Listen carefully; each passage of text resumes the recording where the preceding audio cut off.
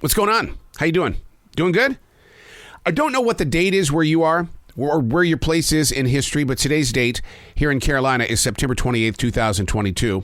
Just off the coast of Florida in the next few hours, that coast is going to be slammed by Hurricane Ian, and that baby is coming in this direction. And so you mentally and physically get prepared for the changes that are about ready to be right here in front of you without freaking out. You've got to be able to be clear-minded, and you've got to be able to keep moving through the storm. Opening your mind to what you're about to receive. That is so important in moments like this. Opening your mind to what you're about ready to receive. Not everybody is into this shape of walking. I've learned through daily writing that to have anything open, you got to have room. Therefore, I began a journey of having a cleared mind. The biggest challenge is keeping it cleared. How we collect good and bad energy doesn't go away. Look at what happens in a stream when you remove a rock. The water, it begins to flow. Well, the same is very true about your thoughts. In this moment of now, you might feel cleared, but once the guard and the awareness are set aside, oh my God, the systems of choice quickly clog, causing the mind to get back to what it already knows. Fear, anxiety, shame, doubt. It's all things and shapes, and each of them, they want attention. Opening your mind to what you're about to receive. The question is, are you listening? Hey, it's Arrow. This is The Daily Mess, a chronological walk through an everyday world. I am a daily writer, and through writing, I've been able to accept what I'm about ready to receive. I don't jump onto these pages to feed my ego. I'm receiving so that I can share. Now, some people might say, shut up. You're right. You're right. I do say that to myself a lot. It's like, what do you know? You're right. What do I know? This is The Daily Mess. If we put too much time into watching the world, we won't get back the seconds and minutes required to make up that hour. Yet, I don't want to come across as disconnected or someone who has fallen behind. But come on now.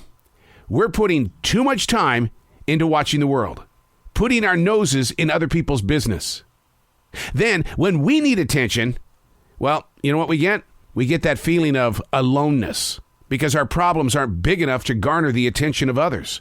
So what do? We go back to watching the world in the name of comparing our problems with their larger-than-life situations. It really feels weird to open my eyes at 2 o'clock in the morning and literally be grateful that I still have several hours to sleep. The mind knows once it gets up, the push is to keep growing forward. But it must be accomplished without watching the world through the corner of our eye. If I could go back and change one thing about the lockdown, one thing, if I could change it, I would put away the digital device. Because I became so addicted to trying to figure out what the hell was going on during the lockdown because we didn't know what COVID-19 was. We were just told, go in the house, don't come out, wear a mask. And so the way that I kept in touch with the world was through the digital device. And through that digital device, I read every newspaper article humanly possible on every single website that I could reach. I mean, everyone. And they're still there.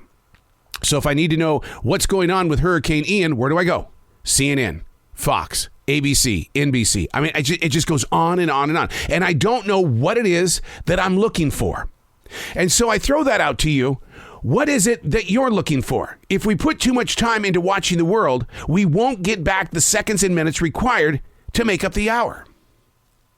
Before the lockdown, when I would wake up in the morning, I would trip and stumble and fall into my writing chair and begin a process of throwing thoughts onto a page. But that doesn't happen anymore.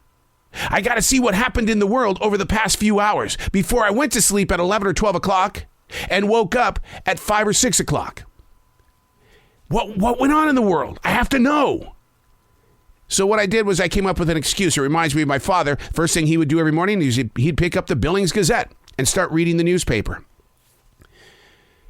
If we put too much time into watching the world, we won't get back the seconds and minutes required to make up an hour. An hour becomes 2, then 24, then 31 days, then 365, a year, gone. Look at how fast time has gone by since March of 2020. It's already September 2022. We're coming up on 3 years. We've been spending way too much time watching the world and not enjoying life.